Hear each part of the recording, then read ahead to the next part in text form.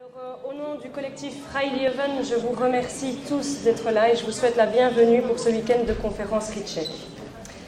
Alors j'ai la chance et l'honneur de vous présenter votre hôtesse pour ce week-end qui est Cécile Maïtchak, qui est à la base psychopédagogue, qui est aussi experte en gestion de projet et qui est aussi surtout la créatrice du Doctoton. Donc pour toutes les personnes qui ne connaissent pas encore le Doctoton, qui s'appelle maintenant dorénavant le Dos Humani, c'est beaucoup de centaines de médecins et de personnes qui ont pu parler de ce qu'elles ont vécu pendant cette pandémie. Et donc elle a rassemblé énormément de monde et je trouvais que c'était la personne la plus appropriée pour pouvoir présenter en tout cas ce week-end de conférence. Donc nous accueillons bienvenue Cécile. Merci beaucoup. Merci. Elle le mérite. On va applaudir. Alors je vous souhaite un bon moment et bienvenue à toi. Merci beaucoup. Merci tout le monde, c'est chaleureux, ça fait plaisir. Ça fait toujours plaisir d'être avec des personnes éveillées qui ont plus ou moins compris ce qui se passe. On n'a pas tous tout compris, je pense que même personne n'a tout compris encore. Tellement de choses à comprendre. Moi, on m'a demandé, en démarrant ici, de parler un peu d'une personne qui est partie, qui nous a quittés un peu trop tôt, certainement, il y a un an de ça. Avant de commencer à dire ce que je voulais dire au sujet donc du professeur Luc Montagnier, je voulais mettre à l'honneur toutes les personnes qui ont organisé cet événement, toutes les personnes qui sont bénévoles, qui ont une initiative de cet événement. Et de manière plus générale, plus globale, je voulais mettre à l'honneur toutes les personnes qui œuvrent dans l'ombre pour la cause, pour la vérité, pour que la lumière soit faite sur tout ce qui se trame. Donc voilà, j'avais envie de faire ça et je fais un petit clin d'œil à Jean-Pierre Rudier, je ne sais pas où il est là, le président de la Ligue pour la liberté de vaccination.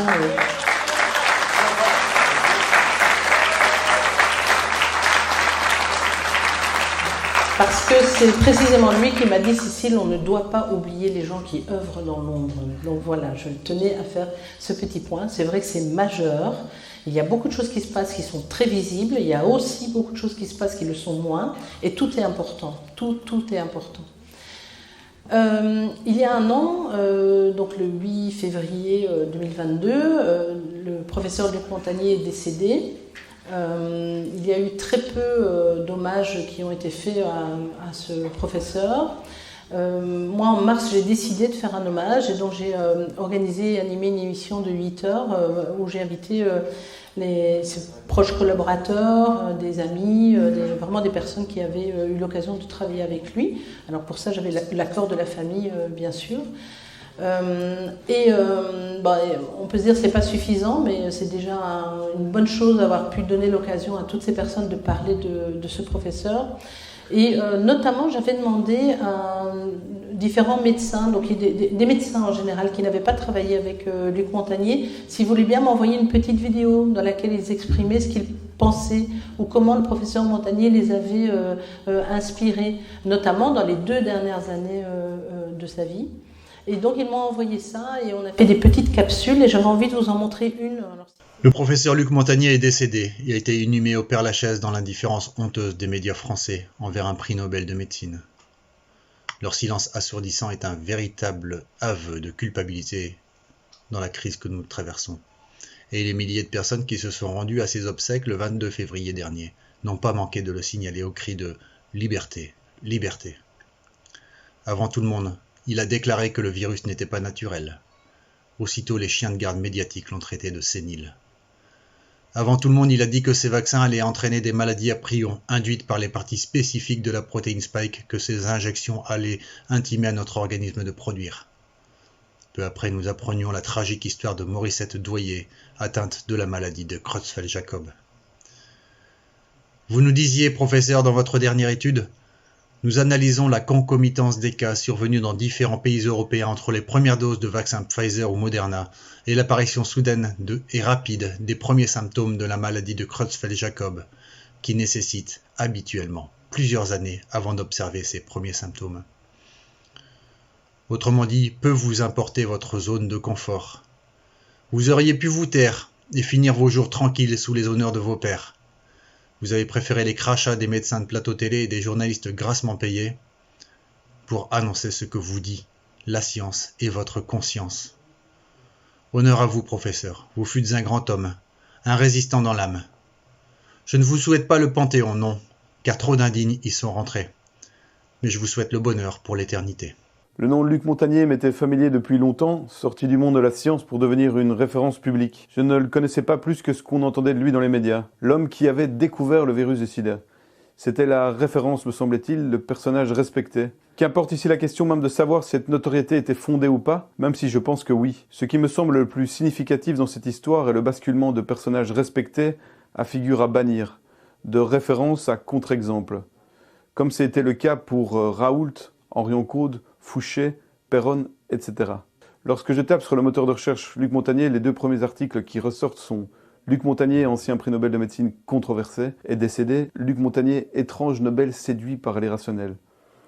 Il faut s'attendre à être traîné dans la boue quand on ne dit pas ce qu'ils veulent entendre. Au Parlement luxembourgeois, alors qu'il était venu s'exprimer il y a un peu plus de 2 mois contre l'obligation vaccinale, Luc Montagnier n'avait trouvé en face de lui que morgue et suffisance chez la plupart des parlementaires. Mais de même que les médias ont le monopole de la représentation du réel, ils ont aussi celui de nous faire croire que nous sommes tous d'accord avec ce qu'ils nous racontent. Voilà pourquoi il faut faire vivre d'autres mots que ceux qu'ils utilisent, pour honorer la mémoire de ceux qui ont tenté de faire le bien. Je tenais à rendre hommage au professeur Luc Montagnier. Ce grand monsieur a disparu il y a quelques semaines, il allait avoir 90 ans. En tant que parlementaire française, j'ai été extrêmement choquée que le gouvernement ne rende pas un hommage national qui aurait été tant mérité pour ce grand monsieur. 1981, siècle dernier, je commence mes études de médecine. 1981, ce sont les premières années SIDA, cette maladie étrange qui nous a tous fait peur, cette maladie qui touchait d'abord la communauté homosexuelle. Et le professeur Luc Montagnier a pu éclairer de son génie cette maladie et donner toutes les explications du syndrome d'immunodéficience acquise. Cette liberté d'esprit, cette liberté en effet qu'il convient d'avoir à tout moment quand on est chercheur, il l'avait. Il déplaçait des montagnes avec une vivacité d'esprit extrême. Et l'hommage vibrant qui lui a été rendu au moment de ses obsèques au Père-Lachaise était celui d'un peuple digne qui était là à ses côtés pour le remercier et pour lui dire un dernier au revoir. Un dernier petit mot pour Cécile, que je remercie d'avoir eu cette initiative de cet hommage tant mérité pour le professeur.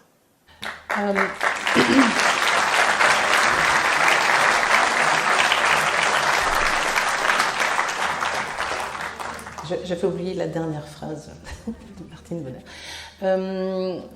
Moi, j'avais surtout envie de mettre l'accent sur ces 2 dernières années là où, donc avant le décès de Luc Montagnier, où il s'est battu véritablement pour faire jaillir la vérité, comme beaucoup d'autres qui le font toujours, qui prennent des risques.